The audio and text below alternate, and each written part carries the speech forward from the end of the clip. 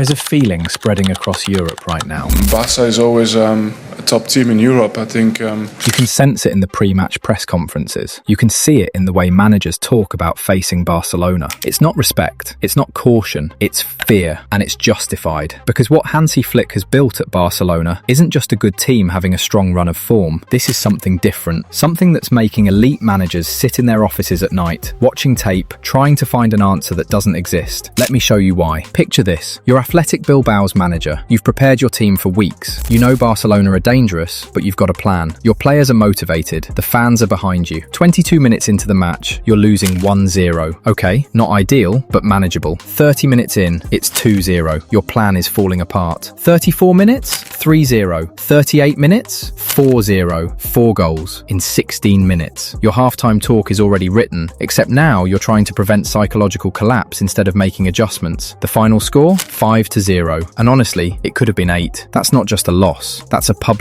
execution. And Athletic aren't a weak team. They're one of Spain's most resilient, physical and organised sides. But against this Barcelona, none of that mattered. Or maybe you're Real Madrid. You've beaten Barcelona before. You have the best young talent in the world in your squad. You're confident. The Supercopa final, just days ago. You go behind. You fight back to 2-2 by half-time. 3 goals in stoppage time of the first half alone. Absolute chaos. You think, we're right in this. Second half starts. Barcelona score again. You push forward desperately, trying to equalise. Frenkie de Jong gets sent off. Barcelona are down to 10 men with stoppage time approaching. Finally, a chance. You throw everyone forward, but you still lose 3-2. Because even with 10 men, even under pressure, Barcelona found a way. They always find a way. So what is it? What makes this Barcelona so suffocating to play against? It starts with something simple. They don't let you settle. Most teams will press for periods of the game. High intensity for 10 to 15 minutes, then drop back and reset. Not Barcelona. They hunt for 90 minutes straight. Every pass you attempt has a Barcelona player sprinting toward you. Every touch is contested. Every time you think you've found space, 2 players appear from nowhere. It's exhausting, not just physically, mentally, because you know that one loose touch, one poor pass, one moment of hesitation, and suddenly you're chasing shadows while Barcelona flood forward in a wave of blue and red. And when they win the ball back in your half, forget about recovering your shape. They're already attacking. But here's where it gets truly terrifying. Barcelona don't need to dominate you to destroy you. Against Espanyol earlier this month, Barcelona were outplayed for 85 minutes. Espanyol created chance after chance. Their goalkeeper, Joan Garcia, facing his old club, was under siege. He made save after save, keeping Barcelona in a match they had no right to win. Then, the 86th minute arrived. One moment of brilliance, one pass, one finish, 1-0 Barcelona. 4 minutes later, 2-0, game over. Espanyol dominated for 85 minutes and lost 2-0. That's the cruelty of playing Barcelona right now. You can do everything right, execute your game plan perfectly, create chances, control possession, and still lose, because Barcelona only need 5 minutes of magic to rip your heart out. Well, their way of thinking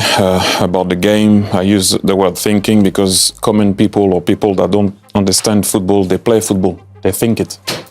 It's very different. They don't build or create individual, they create teams. Now let's talk about the way they score goals, because it's not just the quantity, it's the variety. Some teams are predictable. Stop their main striker, crowd the box, and you've got a chance. Not Barcelona. Lewandowski, still clinical at his age, still finding pockets of space in the box. Raphinha, playing at a level that has people genuinely discussing Ballon d'Or possibilities. He's scoring from outside the box, cutting inside, finishing one-on-ones, everything. Lamine Yamal, 18 years old and already making defenders look foolish. His movement, his decision-making, his confidence, it's unnatural for someone his age. Ferran Torres, coming off the bench and scoring, starting matches and scoring. He's had the best season of his Barcelona career. Fermín Lopez, a midfielder who drifts into dangerous positions and punishes you when you lose track of him. Pedri, creates chances, scores goals, and dictates tempo when the game needs controlling. You can't game plan for this. You can't say, stop this player and we'll be fine, because the moment you focus on one threat, another one destroys you. It's death by 1,000 cuts. And there's no bandage big enough to stop the bleeding. And then there's the tactical flexibility. Playing a low block to absorb pressure, Barcelona will patiently pass around you, probing for weaknesses until they find the crack in your defence. Pressing high to disrupt their build-up, they'll go direct, bypass your press with one long ball, and suddenly Yamal or Raphinha are running at your exposed defence. Trying to match their intensity? Good luck. They've been training under Flick for months. Their fitness levels, their pressing triggers, their understanding of when to push and when to hold, it's been drilled into them. them. You're always reacting, always adjusting, always one step behind. And in modern football, being reactive means you're already losing. Let me tell you about a player who embodies what Flick has done. Cubarsí, 19 years old, playing centre-back for Barcelona. And he's not just filling in, he's thriving. There was a match against Real Betis where Cubarsí completed 87 passes at 100% accuracy. Not a single misplaced pass. Think about that. A teenager in a high-pressure environment, playing out from the back against an aggressive press, and he didn't make a single mistake. That's not luck. That's a kid who's been coached, trusted, and developed into someone who genuinely believes he belongs at this level. And he's not alone. Gerard Martin, another young defender who stepped up when the team needed him. His nickname in the dressing room is Gerard Maldini, and it's not a joke anymore. He's earning it with every performance. This is what Flick does. He doesn't just improve the established stars, he transforms young players into genuine contributors. He gives them responsibility, demands excellence, and they deliver. But if I'm being honest, the most terrifying thing about Barcelona right now isn't their attack, or their press, or their young talent. It's their belief. You can see it in the way Raphinha celebrates goals, the way Pedri controls games under pressure, the way the entire team reacts when they go behind. They don't panic. They don't change the plan. They just keep playing, keep pressing, keep believing that the goals will come. And they always do. When you face Barcelona right now, you're not just playing against 11 talented players. You're playing against a team that knows they're better than you. That confidence seeps into everything they do. Their passing is crisper. Their movement is sharper. Their decisions are faster. Meanwhile, you're in the tunnel before kickoff, knowing what's coming, hoping your game plan holds up, praying your defenders don't make mistakes. That psychological battle is already half lost before the first whistle.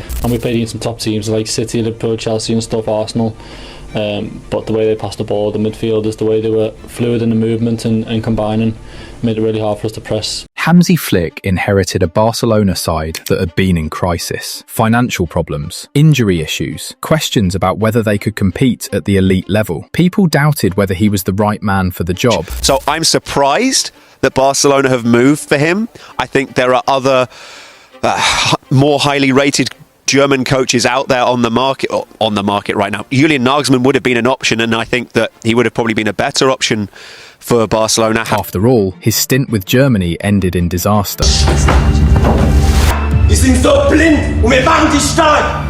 Das kann nicht sein, ey. But Flick did something remarkable. He didn't try to reinvent Barcelona. He took what made them great historically. The philosophy they have, it's similar like mine, so ball possession and really attacking football.